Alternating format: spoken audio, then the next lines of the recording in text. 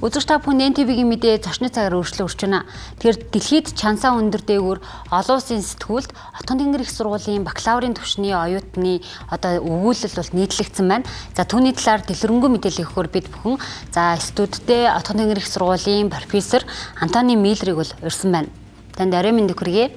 Pleased to meet you and thank you for inviting me here. Thank you. За тэгэхээр яг энэ инхтүүл гээд оюутны нийлүүлсэн тухайн нийтлэлийн хувьд яг ямар нийтлэл өгүүллийг ямар сэтгүүлд хэвлүүлсэн юм бэ? Оюутнуудынхаа судалгааны ажлыг удирдах тэд маань судалгааны ажлаа олон улсын чансаа өндөр сэтгүүлүүдэд хэвлүүлэх нь багшны хувьд чухал нэр хүндтэй ажлуудын нэг юм. Үүний нэг жишээ бол миний удирдах байсан бакалаврын төвчний оюутан сайхан бэлгийн инхтүүл байлаа. Миний бие олон улсын харилцааны төгсөх ангийн оюутны судалгааны ажлыг удирдан чиглүүлэх үүрэг хүлээсэн. Инх туулын бакалаврын зэрэг горилсон судалгааны ажлыг удирдах үүрэг хүлээн авсны дараа тус ажлын сэдв нь миний сонирхлыг ихээр татсан. Энэ нь метаверс буюу харилцаа холбооны технологи нь Монгол улсын албан ёсны дипломат үйл ажиллагааны бүтэц тогтолцоо түүний хөгжилд хэрхэн чухал үүрэг гүйцэтгэх тухай онцлон анхаарч судалсан юм. Хэдэн 7 хоногийн турш тус судалгааны ажил дээр хамтран ажилласны дараа би энэхүү бүтээлийг олон улсын чансаа өндөр сэтгүүлд англи хэл дээр нийтлэх нь зүйтэй гэдгийг ойлгосон юм. Тус судалгааны талаарх хэдэн хэлэлцүүлгийн дараа энэ судалгааны сэдэв чухал гэдгийг үр дүн нотолж олон улсад хэвлэхийг сэтгүүлийн зөвлөл хүлээн зөвшөөрсөн.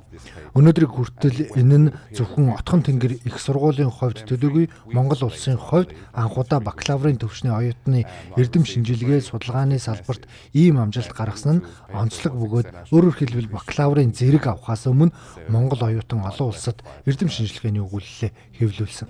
Монгол улсаас анхудаа бас ингээд олон улсын харилцааны оюутан байхдаа ингээд дэлхийд өндөр чансаатай сэтгүүлд өгүүлэлээ хэвлүүлнэ гэдэг бол бас бахархам үйл явдал шүү дээ.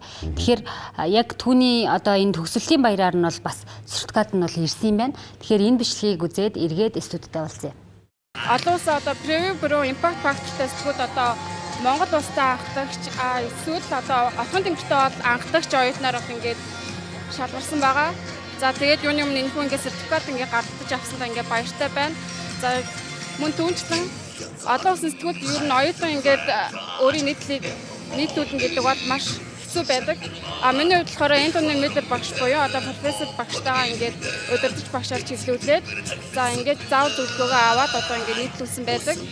За ингээд энэхүү судалгааны өрөөнд бол Монгол улсын тодорхой асуудлуудыг хөндлөн гаргаж ирснээр илүү онцлогтой байдаг байгаа. За тэгвэл яг түүний хэвлүүлсэн яг энэ дэлхийд өндөр чансаатай олон улсын сэтгүүлд бас яг энэ өгүүлэлээ хэвлүүлэх нь Отгон тэнгэр их сургууль болоод Монгол улсын хувьд бол хэр өндөр ач холбогдолтой юм бэ?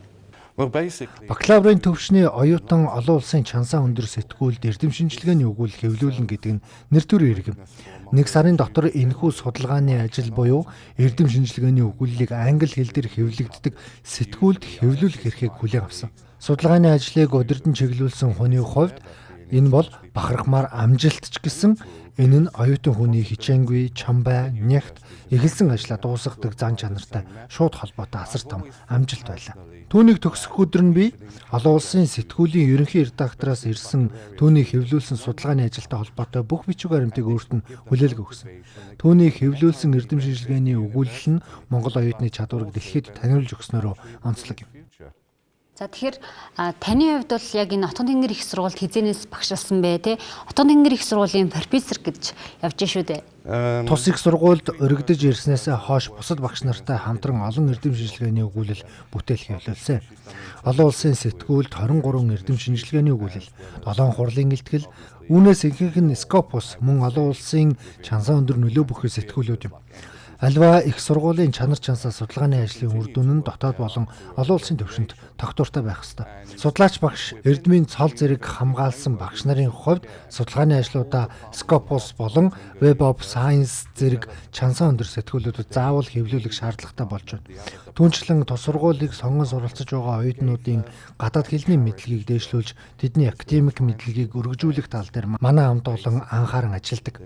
Тиймээс оюутнуудын маань үр дүн гарч байгааг харахад таатай байна. За тэгвэл ер нь таны хувьд бол яг энэ бас Монгол оюутнуудтай тодорхой хэмжээний ажиллалаа. За тэгээд эхнээсээ зарим нэг нь бол өндөр амжилт хүрсэн байна шүү дээ. Тэгэхээр энэ цаг үед танд эргээд ингээ харахад Монгол залуучуудыг, оюутнуудыг ер нь бид бүхэн ямар талаас нь хэрхэн хөгжүүлвэл, хэрхэн дэмжүүл илүү их амжилтанд хүрэх боломж байна гэж харж байна вэ? Мэргэжлээ сонгоод сурах хүсэл эрмэлзэлтэй оюутнуудын мэдлэг чадварыг дээшлүүлж хөгжүүлэх нь багш бидний хүндэт үүрэг юм.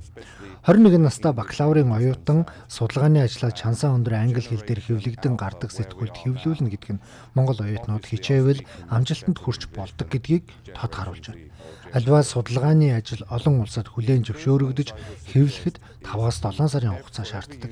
Бид оюутнуудаа судалж буй хичээлийн ач холбогдлыг таниулах, альва мэдээллийг олон талаас нь харах, түүнийг академик төвшөнд илэрхийлэх чадварыг хөгжүүлэх, дэмжих нь чухал гэж боддог. Энэ бол ихтэйд боловсролын салбар, түнчлэн улс орны хөгжилд оруулах хувь нэмэр ба Монголд 2017 оноос хойш багшаар ажиллах хугацаанд амжилттай хэрэгжүүлж байгаа зарим арга барилуудын маань нэг юм. Yeah. Тийм шүү. За мэдээлэл өгсөн танд баярлалаа. Студиуд хүрэлцэн ирсэнд баярлалаа. Thank you very much indeed for having me. Thank you. За тэгэхээр үзэгч та бүхэн энэ зочны цагаараа бол Хотын тэнгэр их сургуулийн бакалаврын түвшний оюутан инх төлөвийн хувьд анх удаа бол чансаа өндөртэй олон улсын сэтгүүлд өөрийн өгүүлэлээ нийтлүүлсэн тухай түүний профессор багш болох Антони Миллертэй ярилцлаа.